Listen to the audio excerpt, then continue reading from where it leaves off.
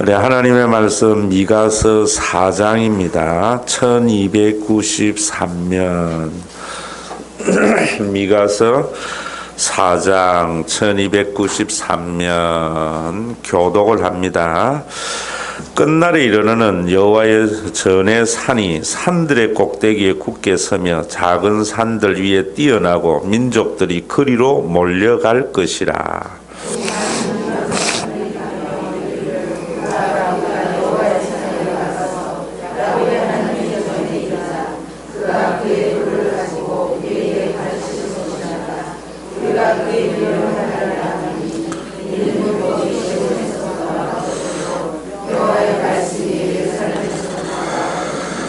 그가 많은 민족들 사이에 이를 심판하시며 먼 곳 강한 이방 사람을 판결하리니 무리가 그 칼을 쳐서 보습을 만들고 검을 쳐서 낫을 만들 것이며 이 나라와 저 나라가 다시는 칼을 들고 서로 치지 아니하며 다시는 전쟁을 연습하지 아니하며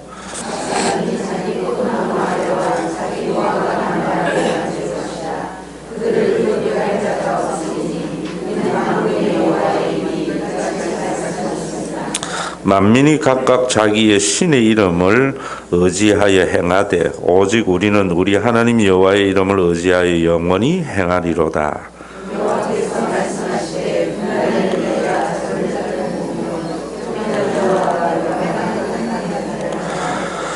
발을 저는 자는 남은 백성이 되게 하며 멀리 쫓겨났던 자들이 강한 나라가 되게 하고 나 여호와가 시온산에서 이제부터 영원까지 그들을 다스리리라 하셨나니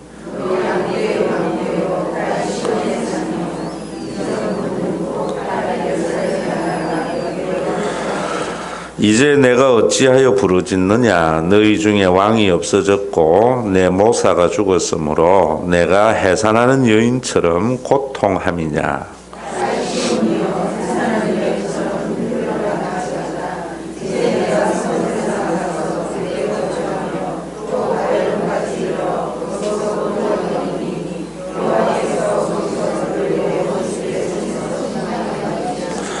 이제 많은 이방 사람들이 모여서 너를 치며 이르기를 시온이 더럽게 되며 그것을 우리 눈으로 보기를 원하노라 하거니와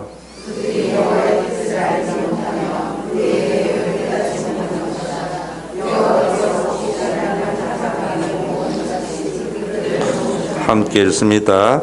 딸 시온이여 일어나서 칠지어다. 내가 내 뿔을 무쇠 같게 하며 내 굽을 녹 같게 하리니 내가 여러 백성을 쳐서 깨뜨릴 것이라. 내가 그들의 탈취물을 구별하여 여호와께 드리며 그들의 재물을 온 땅에 주께 돌리리라.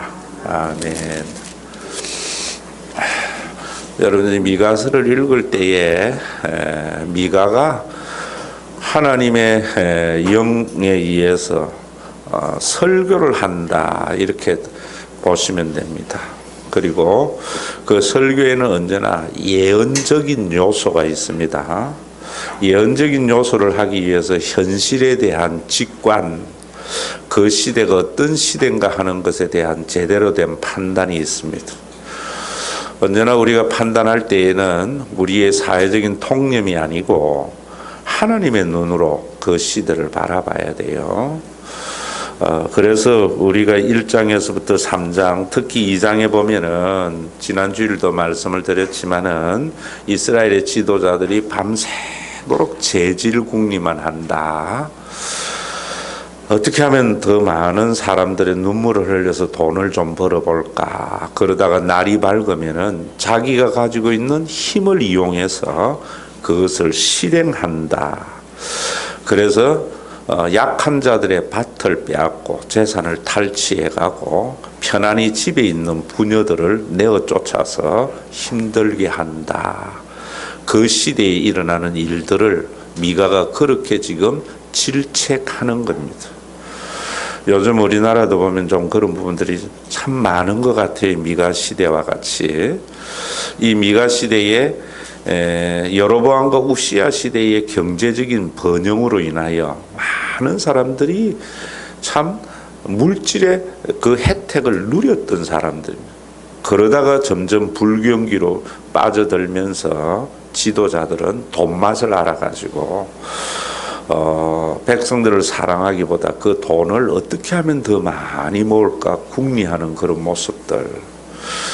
저는 지금 우리나라가 좀 그런 것 같아요. 80년도 88 올림픽을 기점해서 90년도까지 얼마나 호황을 이루었습니까? 그래서 사람들이 돈 맛을 알아요. 그전에는 돈 맛을 몰랐다고요. 또 맛을 보면 사람들이 미치듯이 돈을 더 가지고 있는 사람들은 완전히 미쳐서 날뛰는 것 같아요. 우리 교회 교인들의 상황을 이래 봐도 지금 불경기를 빙자해가지고 45세 되는 사람들을 명퇴시켜버리고요. 또 불경기를 빙자해가지고 프랜차이즈도 많이 내주어서 그 가맹점은 정말 서로 경쟁하고 줬는데 본사는 더 살쪄버리고, 또 벤처기업에서 기술을 만들어서 뭔가 좀 되려 하면 거대의 자본인 재벌이 들어와서 가져가 버리고, 좀 이런 일들이 비일비재하게 일어나고 있는 상황이죠. 그래서 슬픈 애가를 부른다고요. 그런데 백성들은 제가 여러분들에게 말씀을 한 대로 정말 하나님의 음성을 들어야 되는데, 이때에 하나님의 음성을 듣기보다 포도주와 독주에 대해서 하는 이야기를 듣기를 원해요. 그래서 축복하는 설교, 잘 된다고 하는 설교, 이런 설교가 인기가 있고, 이런 제약을 지정하는 설교는 예언하지 말라. 목사님 그런 설교 좀 안 해주면 안 됩니까? 이런 이야기를 하고 있단 말입니다.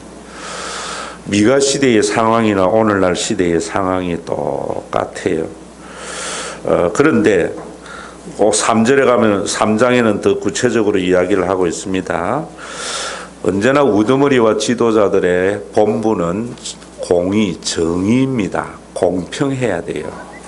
바른 판단을 해야 되는데, 이 사람들은 선을 미워하고 악을 기뻐해서 백성들의 가죽을 벗기고, 2절에 보면은 그 뼈에서 살을 뜯어내고 그들의 살을 먹으며 그 가죽을 벗기며 그 뼈를 꺾어 다지기를 냄비와 속 가운데에 담을 고기처럼 한다.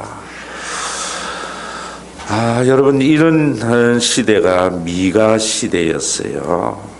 그런데 거기에 보면은 여러분, 그 다음에 5절부터 보면은 내 백성을 유혹하는 선지자들은, 인기가 있는 설교자들은 먹을 것이 있으면 평강을 이야기하고 그 입에 무엇을 채워주지 아니하면 전쟁을 준비하는도다.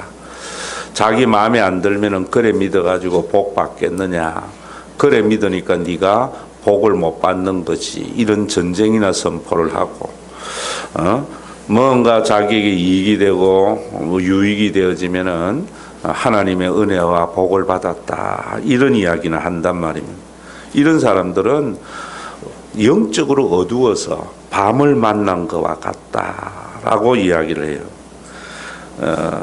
그래서 선견자가 부끄러워하며 술객이 수치를 당하며 다 입술을 가릴 것은 하나님이 응답하지 아니하십니다. 참 우리가 이런 것도 보면서 저는 그런 생각하죠. 목사님의 설교가 자기 교인들에게는 덕담이 되어서 아멘 하지만은 세상에 있는 사람들이 그 설교를 들으면서 조롱거리로 삼고 우습게 여기는 것. 지금 얼마나 설교자가 수치를 당하는 시대입니까? 하나님의 말씀은 진리이기 때문에 누구에게나 정말 진리여야 되는데, 이 시대같이 수치를 당하는 시대가 없어요. 그런데 미가는 여러분 거기에 보면은 6, 8절에 3장 8절에 보면은 오직 나는 일어났지만은 원문에는 그러나 나는이에요. 여호와의 영으로 말미암아 권능과 정의와 용기로 충만해서 야곱의 허물과 그들의 죄를 그들에게 보이리라. 선지자는 그 시대에 불의를 질책하는 자입니다. 언제나 왕이나 종교적인 권력을 가지고 있는 제사장의 권력을 견제하는 역할을 하는 자가 선지자입니다. 그렇기 때문에 권력이 있는 사람들은 별로 좋아하지 않고 언제나 핍박을 받았어요. 그래서 예수님도 여러분 십자가에 못 박아 죽은 것은 로마의 사형틀로 한 것은 예수님을 그냥 유대인의 법에 의해서 석형을 취하면은 고난을 당하는 선지자로서 더 백성들에게 추앙을 받을까 봐 그런 수까지 썼다고요. 여러분 진짜 선지자는 어떻게 보면 우리 귀에 별로 듣고 싶지 않는 말씀. 왜? 언제나 시대를 거스리는 시대이기 때문입니다. 그래서 여러분 거기에 10절에 보세요. 시온을 피로 예루살렘을 죄악으로 건설하는도다. 오늘날 여러분 우리 한국의 도시개발이나 오늘날 거대한 기업이나 오늘날 거대한 교회당이 뭐로 건설되는 거예요? 백성들의 피와 죄악으로 건설되는 거예요. 인간에 의해서 세워지는 것은 언제나 이렇게 사람들의 희생을 강요한다. 그게 바벨탑입니다. 그런 시대에 예수님은 하늘의 미랄이 되어 땅에 떨어져 썩어 죽으면 많은 열매를 맺는다. 예수님이 이루신 하나님의 나라는 눈에 보이는 그런 건축물이나 눈에 보이는 업적이 아니에요. 사람을 위해서 자기가 죽어지는 그런 희생의 길, 섬김의 길, 그게 예수님이 이루시는 하나님의 나라인데 오늘날 우리는 뭐 하는가 하면 중국과 똑같은 것 같아요. 인민들은 힘든데 우리는 미국과 견주는 위대한 힘을 가지고 있는 G2다. 또 김정은이도 마찬가지예요. 이제는 우리가 세계 최강인 미국을 대적할 수 있다라는 이러한 헛된 자부심을 백성들에게 주면서 그걸 주기 위해서 얼마나 많은 인민들의 고통을 피와 땀을 요구하느냐 말이에요. 그것이 제국이에요. 그게 인간이 왕이 되는 나라의 모습이다 말이에요. 자, 그래서 그 다음에 보면 우두머리들은 뇌물을 위하여 재판하며 여기에도 원문은 굉장히 강조를 말하고 있어요. 제사장은 삭스를 위하여 교훈하며 선지자는 돈을 위하여 점을 치며 여호와를 의뢰하여 이르기를 여호와께서 우리 중에 계시지 아니하는 재앙이 우리에게 임하지 아니하리라.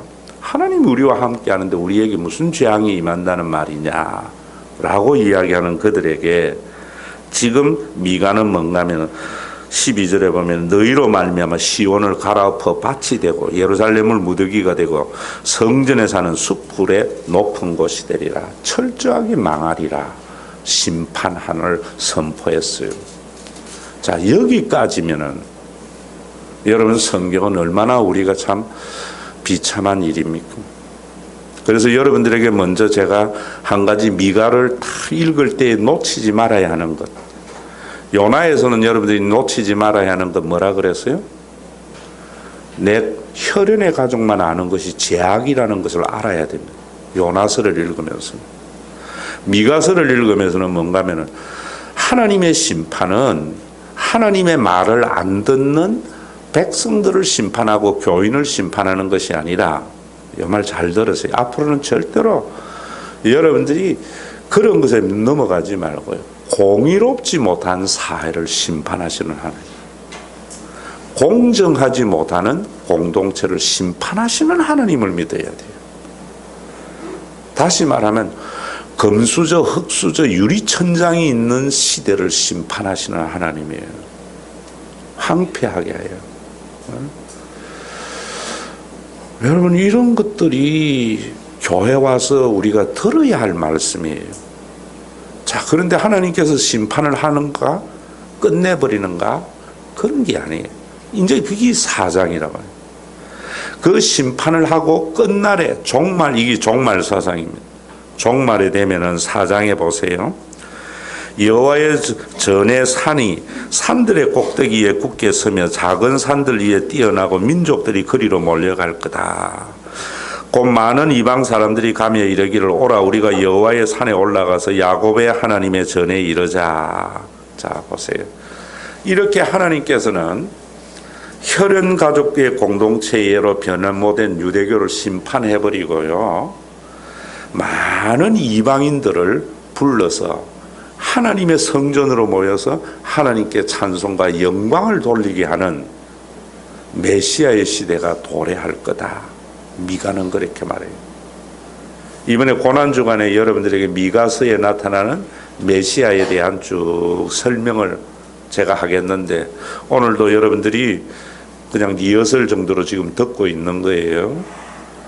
미가는 예수님으로부터 시작이 되는 메시아의 시대가 어떤 시대인지를 몰랐어요. 그랬기 때문에 지금 이렇게밖에 이야기 못하는 거예요. 미가서가 이사야서의 작은 이사야서라 그래요. 이사야와 미가서를 읽어보면 유사한 부분이 굉장히 많고 같은 문장이 굉장히 많아요.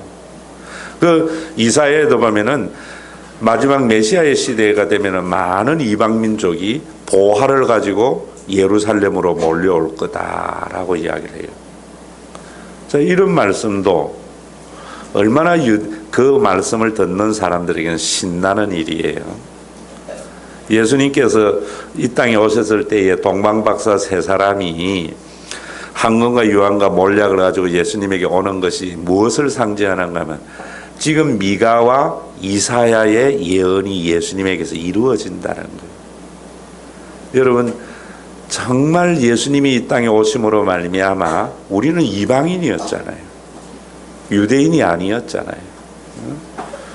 요즘 어떤 목사님하고 대화하는데 막 꽉 막혀가지고 우리 노회에 하나님 우리가 제2의 선택된 백성이다, 민족이다 뭐 이러면서 마지막 시대에 하나님의 선민이라 이렇게 해요. 나무망사상 이런 게 참 많아요. 참 신나는 이야기지만은요, 그런 게 아니에요. 예수님이 이 땅에 오심으로 말미암아 유대인이나 헬라인이나 자유자나 그 어떤 자도 구분이 없는 한 가족으로 몰려왔단 말입니다. 그래서 우리 모두가 하나님의 한 백성이 된 거예요. 요한복음에 이야기하면은 우리가 혈연을 넘어서 이제는 사람에게 뜻에 의해서 나는 것이 아니라 하나님께로 난 성령을 나누어 가진 공동체. 이제는 더 이상 혈연이 무의미하게 된 거예요. 그 목사님은 뭐 흑인은 봐라 생가 한가 야벳 해가지고 함은 그때부터 뭐 흑인은 여러분 함 흑인 이런 거 흑백 우월 사상에서 말하는 거예요. 인도 사람은 새카만 사람이잖아요. 인도는요 야벳 족속이에요. 이스라엘 유대인들은 셈족인데 황색입니까? 백인이잖아요. 피부 색깔로 나눈 것은 산업화 시대의 제국주의 때 백일 우월 사상이 만들어낸 제약된 성경의 해석이에요. 제약된. 참 하나님 앞에서 흑인이나 항인종이나 백인종이나 김씨나 이씨나 박씨나 남자나 여자나 재벌이나 가난한 사람이 상관없이 하나님의 전 교회에 모여서 함께 예배를 드린다는 것이요 얼마나 감격적인가가 알아야 돼요. 미가는 그러한 시대가 도래할 거라 그랬어요. 그런데 미가는 그 시대는 그걸 상상할 수 없는데 계시를 받아서 예언을 해놓은 거예요. 여러분 설교를 할 때에 목사님이 너 그래 믿어가지고 복 받겠느냐가 아니고 오늘날 우리 한국교회가 공의로운 하나님의 나라의 모습을 보여주지 않으면 하나님의 심판이 임할 것에 대해서 예언적으로 설교를 해야 됩니다. 그러면서 하나님께서는 심판 이후에 어느 누구에게나 구분이 없는 아름다운 하나님의 나라가 도래할 것을 또한 예언적으로 설교를 해야 되는 겁니다. 미가는 지금 그렇게 이야기를 해요. 그런데 2절 이하에 보세요. 그가 와서 뭐라고 합니까? 그가 그의 도를 가지고 우리에게 가르칠 것이라 우리가 그의 길로 행하리라. 자, 이제 왜 왔는가? 왜 우리가 이곳에 모여서 예전에는 여러분 우리나라만 해도 남반 여반이 나뉘어져가 있고 남자와 여자 상론과 양반 뭐 다 이렇게 구분되어졌는데 정말 복음이 들으면서 우리가 교회 안에서 이렇게 한 자리에 모여서 예배를 드린다는 것이 얼마나 감격적인가 하는 것을 아셔야 돼요. 그런데 이곳에 와서 뭐 하는가? 하나님의 말씀을 배우고 그 가르치는 바를 행하려고 해야 된다. 그런 시대가 도래할 거라는 거예요. 그래서 여러분 사도행전에도 보면은 여러분 고넬료가 어떤 사람입니까? 하나님을 경외하면서 그 하나님의 말씀을 행하려고 하는 그런 자가 이방인이지만 하나님의 백성이라는 거예요. 여러분들이 교회에 와서 제가 여러분 자꾸 축복받으려고 하는 것은 우상을 받는 걸 믿는 거란 말이에요. 왜 우리가 이곳에 와야 되는가?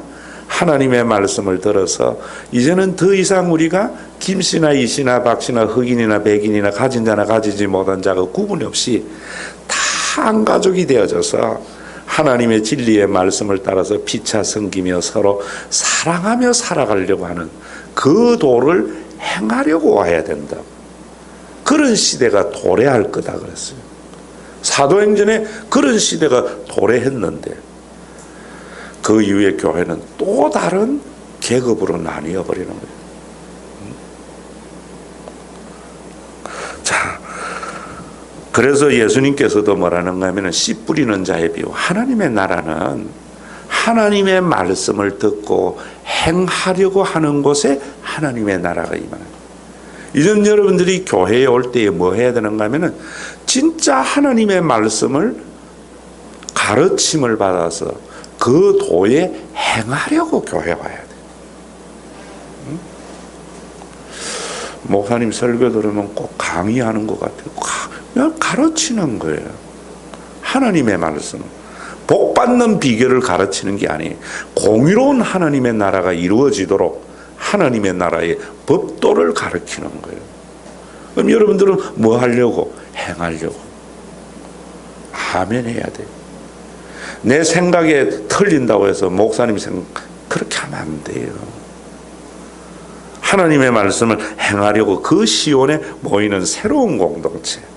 그래서 그때는 어느 누구든지 금수저 흙수저가 유리천장이었고 그런 교회는 예수님이 세우신 교회는 가진 자라고 어깨에 힘줄 것도 없고 없다고 해서 무시당할 것도 없고 한다고 해서 어깨에 힘줄 것도 없고 못한다고 해서 무시당하지도 않는 그게 우리가 콩가루 집안 말고 혈연의 집안이잖아요. 그것이 교회 안에 이루어질 거다.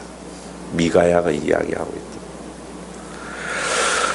자, 그런데 이는 율법이 시온에서부터 나올 것이며 여호와의 말씀이 예루살렘으로부터 나올 것이다. 자, 3절에 자, 이 말씀을 따라서 가르침을 받아서 행하려고 하면은 그가 많은 민족 사이의 일들을 심판하시며 먼 곳에 강한 이방 사람들을 판결하시리니 무리가 그 칼을 쳐서 보습을 만들고 금을 쳐서 낫을 만들면 이 나라와 저 나라가 다시는 칼을 들고 서로 치지 아니하며 다시는 전쟁을 연습하지 아니하고 각 사람이 각 자기 포도나무 아래와 자기 무화과 나무 아래에 앉을 것이다. 편안히 거한다는 거예요. 자기 포도나무와 무화과 나무, 내가 수고한 것에 대한 수고의 열매를 먹는 누구든지 열심히 일하면 그 일한 대가가 주어지는 그런 평강의 나라가 예수님이 오심으로 말미암아 너희들에게 이루어질 거다. 5절에 보면 그때는 만민이 각각 자기의 신의 이름을 의지하여 행하되 오직 우리는 우리 하나님 여호와의 이름을 의지하여 영원히 행하리로다. 이제는 우리의 소원을 들어주는 우리가 만든 우상이 아니라 우리를 창조해서 우리를 사랑하시고 우리의 모든 것을 내어주시기를 원하시는 그 하나님의 아버지가 행하고자 하는 그 길을 따라서 서로 사랑하며 서로 섬기며 이런 아름다운 하나님의 나라가 도래할 거다. 미가가 심판 이후에 메시아의 시대의 도래를 이렇게 말하고 있어요. 그런데 그 메시아의 시대의 백성들은 어떤 자들이 되는가? 6절에 보면은요 이렇게 말해요. 여호와께서 말씀하시되 그 날에는 내가 어떤 자를요? 저는 자를 모고 또 쫓겨난 자와 내가 환난받게 한 자를 모아 발을 저는 자는 남은 백성이 되게 하며 멀리 쫓겨난 자들이 강한 나라가 되게 하며 나 여호와가 시온산에서 이제부터 영원까지 그들을 다스리라. 자, 자, 하나님의 다스림이 있는 나라는요, 어떤 나라는 그러면 세상의 눈으로 보면은 정말 바보와 같은 자들, 별로 쓸모가 없는 자들. 여러분, 이런 사람들이 교회에 모여서 하나님이 다스리는 아름다운 공동체가 된대요. 자, 여러분, 이 세상에 보세요. 모두 다 가지려고 하는데 주는 걸 행복해 하는 사람은 세상의 눈으로 보면 바보와 같은 자죠. 모두 다 올라가려고 하는데 낮은 자리에 앉는 자, 세상의 가치로 뒤처지는 자들, 이런 자들을 하나님이 다스린대요. 고린도전서 1장에도 그렇게 말해요. 너희 가운데 하나님의 부르심을 따라 부름을 받은 자를 보라. 육체를 따라 지혜로운 자가 많지 아니하고 능한 자가 많지 아니며 문벌 좋은 자가 많지 않다. 너희들이 그렇게 지혜가 뛰어난 사람, 학식이 뛰어난 사람, 권력이 있는 사람, 문벌이 좋은 집안의 사람들이 고린도 교회에 별로 없었단 말입니다.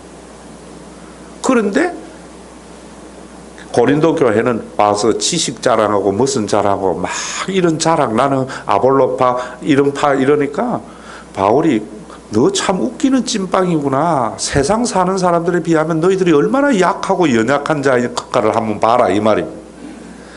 교회에서 네가 참 착하다고 하는데 세상에 나가서 한번 봐라. 네보다 착한 사람이 얼마나 많은데.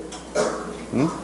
네가 교회에서 돈 좀 있다고 거들먹거리는데 세상에 나가봐라. 네보다 돈 많은 사람이 얼마나 많은데. 응? 네가 뭐 제법 너그 집안 자랑하는데 세상에 나가봐라. 집안 좋은 집이 얼마나 많은데. 너희들 약한 자들을 하나님께서 불러서 강한 자를 부끄럽게 하려고 너희들을 모두 안 한 거야. 너희들이 자랑하려면 오로지 예수만, 주만을 자랑해라. 자랑하려면 주 안에서 자랑하라는 말을 제가 주 안에라 하면 안 된다 했죠? 자랑할 게 있다면 예수 자랑밖에 더 있느냐? 근데 오늘날 교회는 나나 예수 믿어가지고 이렇게 부자가 됐어, 예. 이러면은 세상에 있는 사람들이 니보다 훨씬 부자인 나는 왜 예수 믿냐? 이런다. 나는 예수 잘 믿어가지고 우리 아들 좋은 대학 갔어. 이러면 서울대학 가봐라. 교회 안 다니는 사람의 자녀들이 훨씬 많느니라.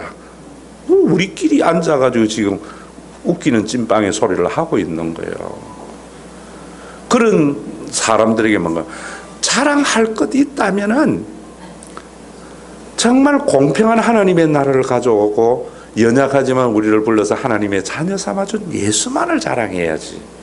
뭐 쓸데없는 거 자랑. 우리 교회가 얼마나 선교를 많이 하고 구제를 많이 하는가 자랑할 때에 웃기지 마라. 이병철이는 한 번 마음 먹으면 5만 명에게 장학금 주고 하는데 그런 거 하지 마라.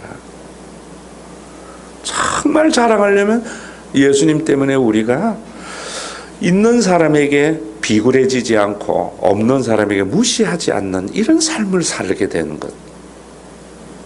나는 예수님 때문에 이제는 내 속에 있는 모든 열등감이 사라졌다. 난 예수님 때문에 내 속에 있는 모든 우월감이 사라졌다. 이런 걸 자랑해야지. 지금 이런 말이에요. 네? 여러분, 지금 여기에 미가가요, 저는 자, 쫓겨난 자, 환난받은 자들을 다스린다고 할 때에 예수님 안에서 이루어지는 하나님의 나라가 어떤 나라인지 모르고 그저 예언대로 이야기를 하고 있는 거예요. 그 예언이 우리는 예수님 안에서 성령을 보내줘서 교회에서 시작된 것을 아는 자들이잖아요. 미가보다 훨씬 더 우리는 하나님의 계시에 대해서 더 정확하게 아는 자들이에요. 너 양떼의 망대여 딸의 시온의 산이여. 너 양떼의 망대. 이게 뭐 양떼의 망대? 딸 시온의 산? 우리는 이게 뭔 줄 알아요? 우리는 교회인 줄 알잖아요. 이 사람들은 미가는 몰랐다고요. 이전 권능, 이전의 권능이면 세속의 권능이 아니라 하나님으로 인한 영광과 권능, 곧 딸 예루살렘의 나라가 내게로 돌아오리라. 교회 안에 이런 영광이 나타난다는 말이에요. 자, 자, 여러분 여기에서 한 가지 우리가 아셔야 돼요. 교회는요, 그런 영광이 아니에요. 이전의 영광이라는 것은. 우리가 많은 권력과 돈과 우리의 의로움을 통한 영광이 아니라 세상 사는 사람들을 부끄럽게 하는, 지극히 미련한 것이 세상의 지혜를 부끄럽게 하는, 그게 뭐 어떤 삶이에요? 제가 여러분 이야기했죠? 콘스탄티누스가 기독교를 공인할 때 로마는 힘을 가장 중요시 여겼다. 헬라는 지혜와 지식을 가장 중요시 여겼다. 그래서 헬라인들은 남에게 말을 수긍하는 것은 노예들이나 하는 짓거리라고 한 거예요. 아멘이라는 말은 헬라인들에게는 있을 수 없는 사실이에요. 헬라인들에게는 남에게 섬기고 또 남에게 지는 삶은 노예들이나 하는 짓거리예요. 성령 받고 교회에서 그 일을 한 것이 로마를 부끄럽게 한 거예요. 제가 여러분들에게 예전에 기독교 문서 읽어드렸죠. 흑사병이 알렉산드리아에 돌았을 때에 세상은 힘을 숭상하는 로마의 귀족들이나 모든 사람은 자기의 가족이라도 지 살려고 가족을 버리는데, 저 예수쟁이들은 자기가 가족이 아닌데도 그 환자들을 돌보면서 자기가 그 병에 걸린 것을 오히려 기뻐하는 사람, 이게 기독교의 힘이었어요. 아무리 가난해도 그곳에 가면은 그 가난이 부끄럽지 않는 그러한 이상한 공동체, 이 기독교의 힘이었다. 이 생명이 지금 잃어버리고, 미가는 지금 그 이야기를 하고 있는, 이전의 권능이 그런 권능이. 그래서 9절에 보면은 이제 내가 어찌하여 부르짖느냐, 너희 중에 왕이 없어졌고 내 모사가 죽었으면 내가 해산하는 여인처럼 고통함이냐. 이제 너희들이 이스라엘 나라, 너희가 그렇게 추앙했던 왕이 없어진 것, 모사, 카운셀러가 없어진 것, 이런 것들 고통하지 마라. 나라 망했다고 울지 마라. 딸 시온의 해산한 여인처럼 힘들어 나을지어다. 이제 내가 성읍에서 나가서 들에 거주하며 또 바벨론까지 이르러 거기서 구원을 얻으리니 여호와께서 거기서 너를 내 원수들의 손에서 속량하시리라. 너희 나라가 바벨론의 포로로 잡혀가는데 그것 때문에 울지 말라는 거예요. 그곳에서 너희를 속량하여 구원에 이르게 하는 하나님의 놀라운 은혜의 역사가 있다는 거예요. 응? 이제 여러분 여기에도 오늘 아침에도 제가 이제 수요일날 참 힘들어요. 새벽 기도에서부터 저녁 기도까지 하려니까 하루도 오늘 새벽 3시 잠이 안 오더라. 3시에 일어나가지고 준비를 하는데, 여러분 누가복음 21장 오늘 새벽에도 여러분들이 매일 성경을 보셔서 아시겠지만은 거기에 보면 그런 이야기를 해요. 마지막 시간이 되면은 하늘의 별이, 하늘의 권능이 움직이고 뭐 많은 이런 것들이 일어나고 임자가 임하면은 여러분 뭐 구름을 타고 임하는 영광을 보게 된다. 그럴 때에 예수님의 재림과 함께 이루어질 종말의 시대를 말하는 게 아니에요. 참 뭐 그러니까 아이고 마지막 시대에 그 구원을 얻기 위해서 우리가 예수 믿어야지. 그래 믿어가지고 언제까지 네가 지옥 가려고 그러냐? 두려움만 생긴다. 종말에 대한 심판만 하니까. 제가 여러분들에겐 이야기하지만 조폭들이 왜 몸에 그림을 그려요? 왜 싸우면 우통 벗으면서 그거 보여줘요? 상대방에게 두렵게 만들려고. 두려움을 느끼면 무릎 꿇으 하면 무릎 꿇고요. 내놔 하면 내놓는다. 목사가 그래가 돼요. 교인들에게 공포를 일으켜가지고 무릎 꿇어 내놔. 그러면 조폭이지요. 하나님은 그런 분이 아니라 말이에요. 하나님. 그러면 이 말씀이 뭐냐? 그러니까 여러분들이 성경을 제대로 이해하면서 읽으셔야 돼요. 오늘 안 나왔기 때문에 제가 이야기해 드릴게요. 참 안 해야 되는데 그래야 또 나오는데 예루살렘이 군대에게 에워싸이는 것을 보던 그 멸망이 가까운 줄 알아. 그때 유대에 있는 자들은 산으로, 자, 예루살렘에 이방의 군대가 포위를 당할 때에 성에 있는 사람들은 바깥에 나가고 나가 있는 사람들은 들어오지 말고 이런 이야기를 해요. 그리고 이 날들은 기록된 모든 것을 이루는 징벌의 날이다. 그 날에는 아이 벤 자들과 젖먹는 자들의 화가 있다. 이는 땅에 큰 환난과 이 백성에게 진노가 있음이라. 그들이 칼에 죽임을 당하여 모든 이방에 사로잡혀 갖고 예루살렘은 이방인의 때가 차기까지 이방인들에게 밟히리라. 예수님의 이러한 예언은요, AD 70년에 그대로 이루어져요. 자, 그러면은 예수님이 왜 예루살렘 성전이 이방인에게 포위를 당하여 멸망을 예언했는가? 예수님의 이 말씀은 하나님의 거룩한 성전의 기능을 상실한 유대교가 파멸당할 것을 말해요. 이 말씀은 다른 말로 하면 여러분들이 인간이 가지고 있는 세 가지 권력이 있대. 하나는 정치적인 권력, 또 하나는 종교적인 권력. 기독교가 종교적인 권력화될 때에 하나님께서는 그 종교적인 권력을 파멸시킨다. 자, 여러분, 하나님은 종교적인 권력자가 아니에요. 성김의 왕이세요. 문신을 보면서 두려움을 주는 것이 아니라 말입니다.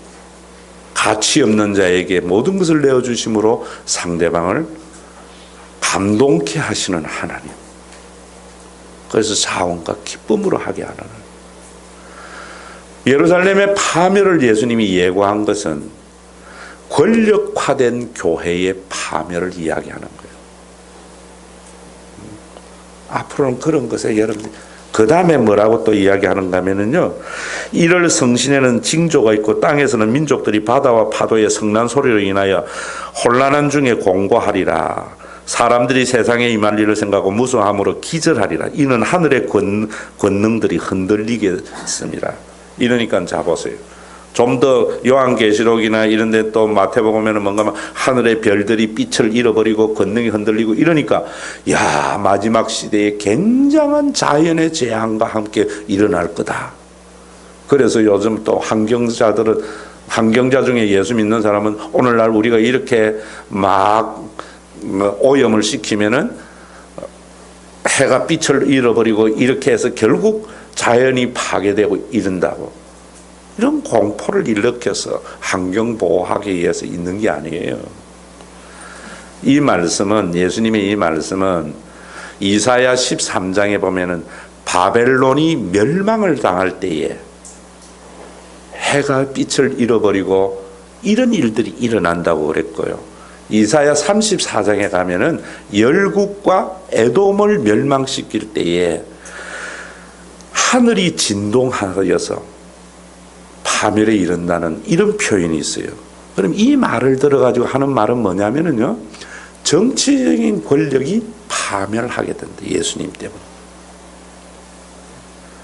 로마 제국도 무너질 것이고 이시조선도 무너질 것이고 삼성도 망하고 인간에 의한 어떠한 것들도 다 망하게 된다. 이것에 대한 표현이에요. 묵시론적 표현이에요. 그럼 여러분 오늘도 이 말씀을 들으면서 어떤 말씀이에요? 종교적인 권력의 기간에 교회도 파멸될 거고 정치적인 권력의 어떠한 제국도 파멸되어지고 그 다음에 뭐라는가 하면은 그때의 사람들이 인자가 구름을 타고 권능과 큰 영광으로 오는 것을 보리라.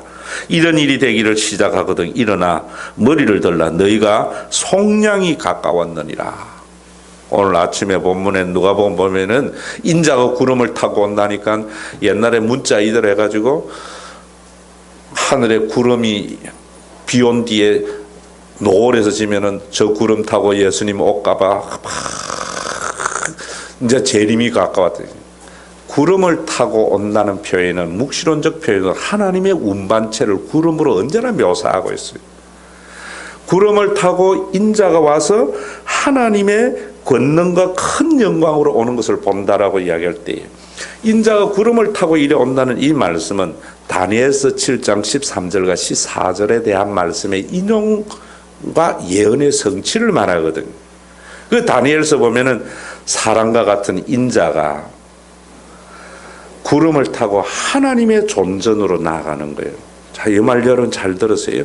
구름을 타고 이리 오는 게 아닌 그곳에 가서 하나님의 권능과 영광을 얻게 된다라고 이야기했어요. 자, 여러분 이 말씀은 뭔가 하면 예수님은 그 다니엘서 그 인자는 여러분 십자가에서 하나님의 권능과 영광을 우리에게 보여주는, 그래서 시작되어지는 성령의 강림으로 시작되는 하나님의 나라가 도래할 것을 말해요. 자, 다시 종교적인 권력기관인 유대교도 파멸되고 정치적인 권력기관인 로마 제국도 파멸되지만은 다니엘서에 예언되어져 있는 그 예언과 같이 예수님은 인자, the son of man, 사람의 아들, 다니엘서에 나오는 거예요. 그 인자가 우리 가운데 와서 뭘 보여주는가 하면은 예수님은 십자가에서 부활이라는 것은 여러분 이곳에서 다니엘서는 인자가 하나님의 영광의 보좌로 나아가는 것을 말한다고요. 예수님이 십자가에서 부활은 하나님의 영광 가운데로 회귀하시는, 성기하시는 예수님을 말해요. 그래서 그곳에서 우리는 뭔가 막 하나님의 위대한 권능과 영광을 보게 되게 된다. 제가 여러분들에게 이야기할 때에 하나님은 자기의 말을 잘 듣는 자에게 복을 주고 말 안 듣는 자에게 벌을 준다면은 여러분들의 회사의 사장이나 다를 바가 뭐 있어요? 인간이나 다를 게 뭐가 있어요? 그런데 십자가에서 부활해서 하나님의 영광의 광채를 드러낸 하나님의 영광과 권능을 우리에게 보여주셨어요. 십자가와 부활해서. 그 예수님은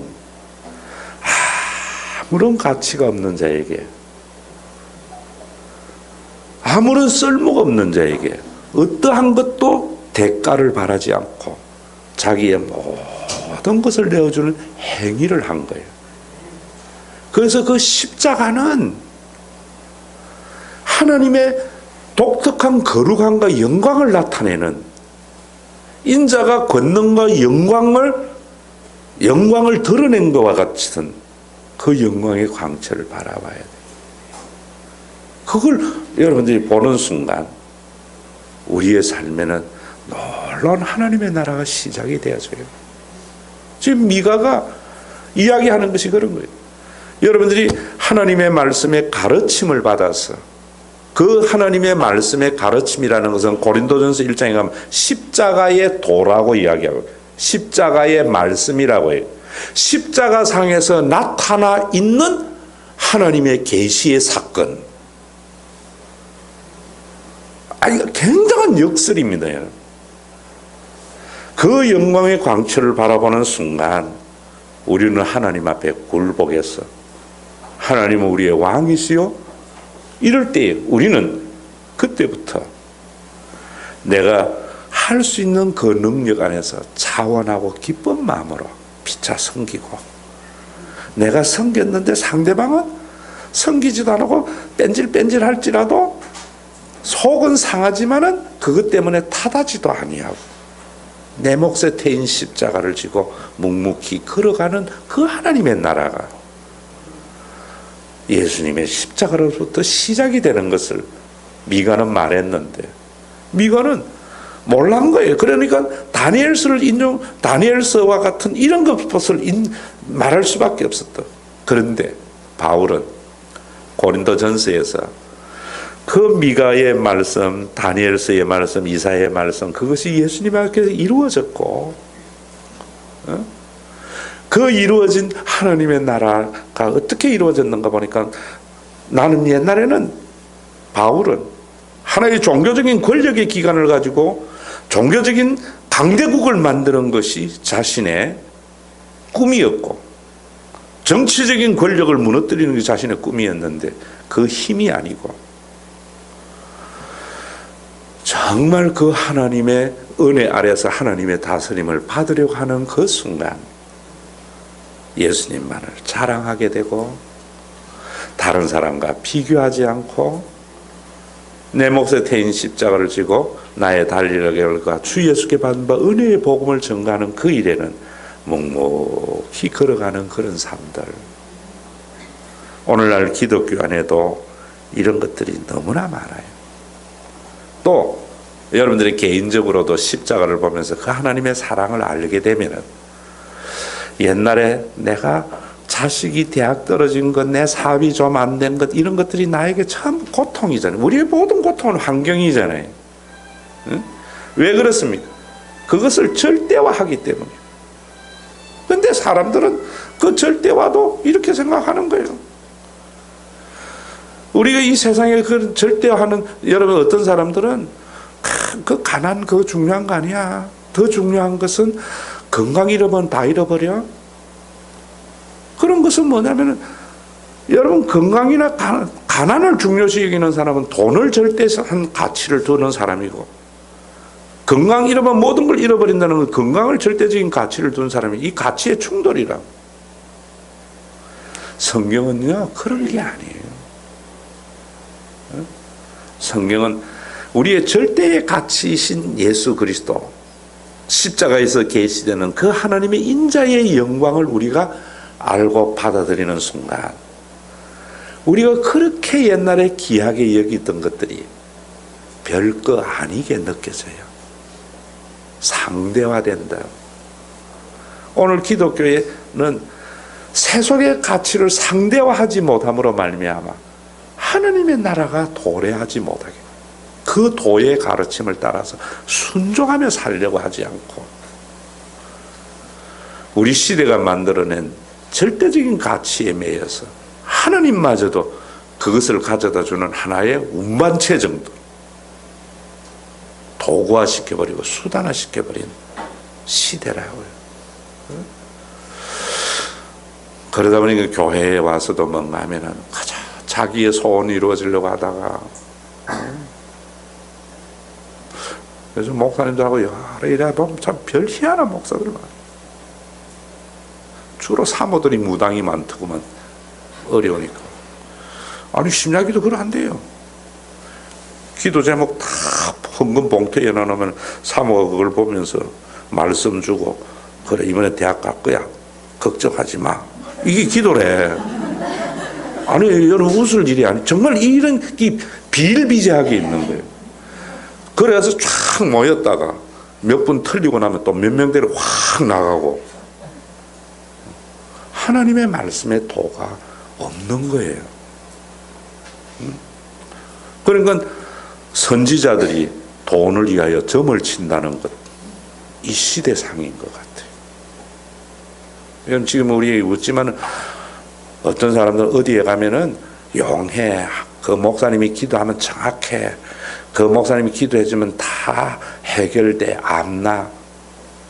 딱 문제가 딱 어려워지면 몰리면은요, 그게 그렇게 크게 들려요.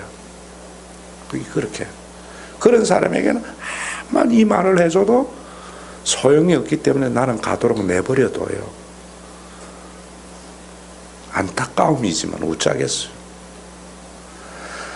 여러분, 정말 십자가에서 그 하나님의 이번의 고난 주간에도 영광을 봄으로 말미암아 여러분들이 이거 아니면은 안 되겠다고 울고 울었던 것들이 별거 아니게 느껴지는 그 하나님의 권능과 영광이 여러분들 속에 임하는, 뭐로?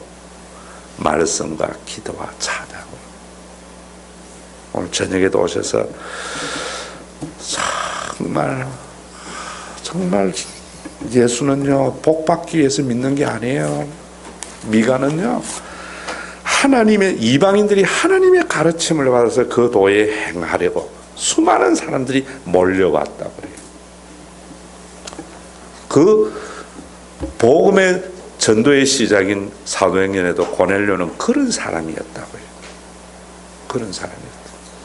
오늘도 여러분들이 하나님 때문에 여러분들이 원하는 대로 기도의 응답을 주는 것이 아니라 내가 그렇게도 귀하게 여겼던 것들이 예수님의 십자가를 통한 하나님의 영광의 광채의 본질이 보여짐으로 말미암아 별것 아니게 되어져서 세상 사는 사람들이 볼 때 참 저 사람은 어떻게 저렇게 도인과 같은가, 이런 그리스도인이 돼야 돼요. 이런 그리스도.